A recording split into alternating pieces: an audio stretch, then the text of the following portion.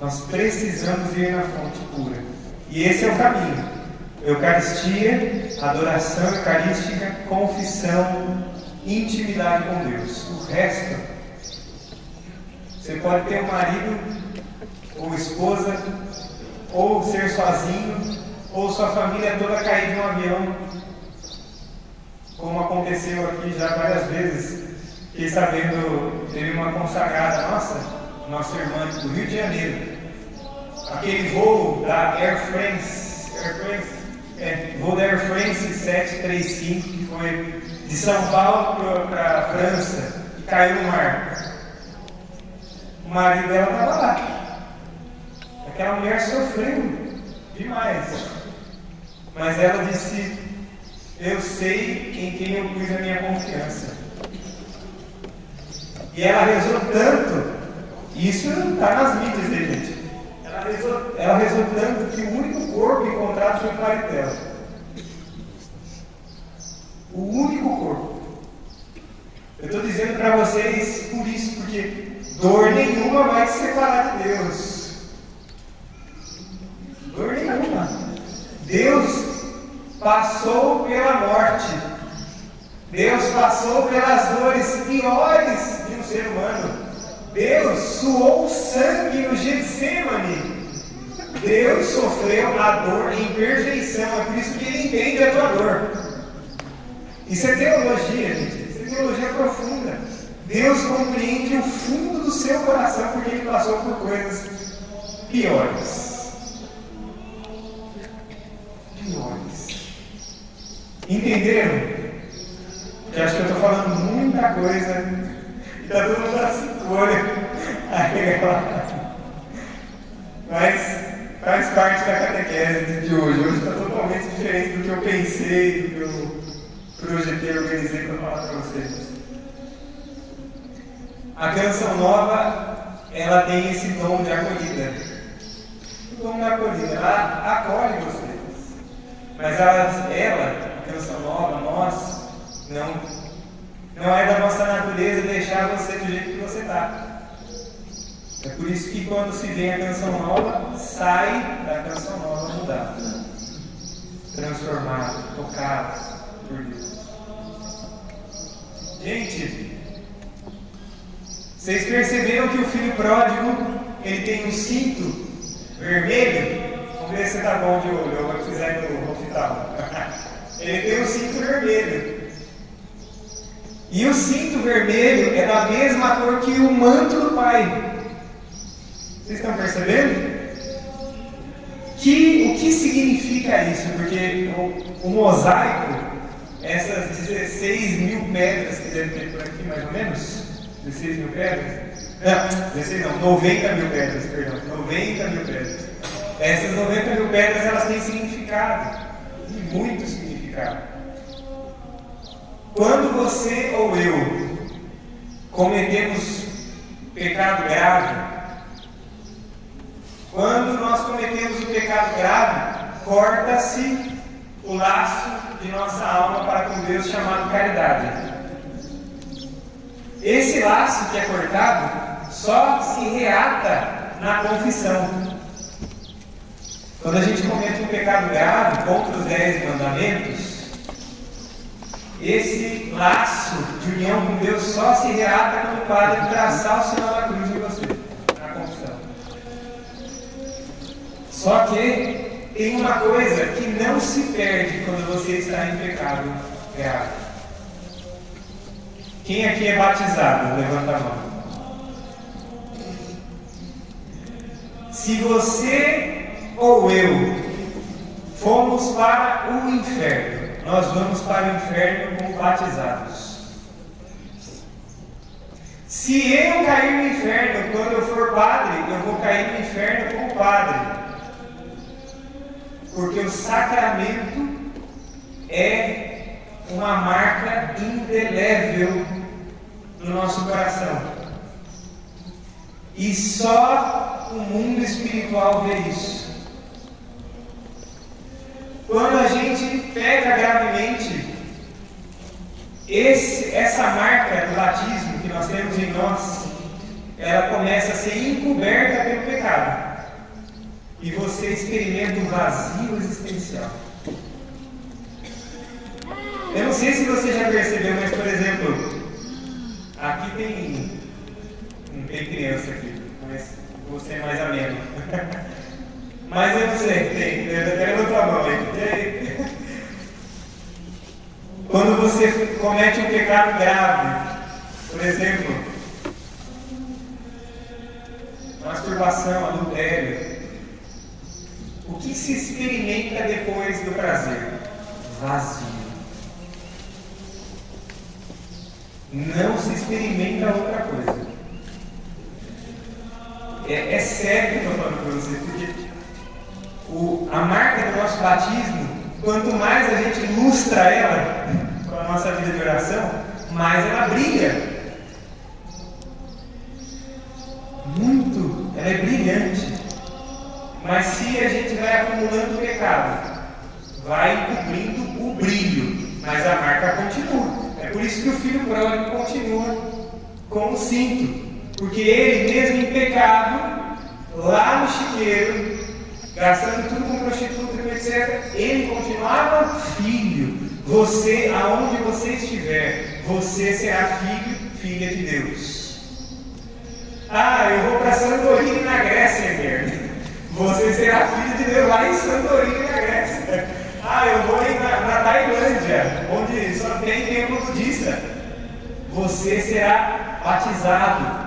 Você é batizado aonde você estiver. Essa é uma marca que não vai sair de você. O padre, quando ele é ordenado, vocês que são casados, a promessa que vocês fazem diante do altar é uma só, né? Até que a morte nos separe. Então, quando vocês morrerem, cada um por si. Se o seu marido foi bom, se sua esposa foi boa, não. Problema dele. A salvação é individual. Mas se vocês se casaram e os dois crescem em Deus, você já tem o poder do sacramento na sua vida para crescer ainda mais. O padre também, se o padre levar uma vida santa, ele fica santo rapidinho. Rapidinho, eu não estou brincando. O padre tem tudo para ser santo. Tudo. Tudo mesmo. Mas se o padre, no momento do juízo, ele se perderá no abismo do inferno, ele cai com o padre, porque o sacramento sacerdotal, ele não termina na morte. Lembra daquela música antiga que toca em ordenação de padre? Tu és sacerdote para sempre. É para sempre. É para sempre. Desejem, rezem para que tenham padres na família de vocês. Rezem para que Deus mande vocações na família de vocês. A minha família mudou. Quem sou eu, né? Mas a minha família mudou por causa da minha vocação. Deus começou a falar comigo. E eu assim, porque com 14 anos eu tive um encontro pessoal com Deus dentro do meu quarto, trancado, assistindo a televisão Canção Nova, numa missa. E ali Deus disse que eu ia ser padre. Deus disse. E falou no meu ouvido, não foi nem o padre que me falou no meu ouvido. Eu escutei uma voz masculina dentro do meu quarto que não era a minha. Eu sabia que era Jesus. Eu tinha certeza. E aí, agora são 15 horas. Eu vou só terminar de contar e a gente já reza o texto.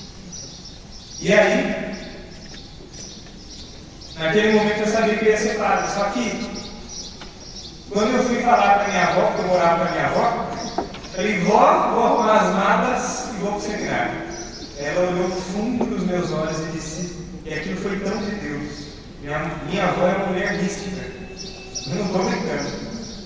Ela ia no grupo, bom, ela me levou no grupo de oração quando eu tinha 9 anos, só que ela acompanhava o Padre Jonas há muito tempo. Minha avó é da renovação carismática das antigas.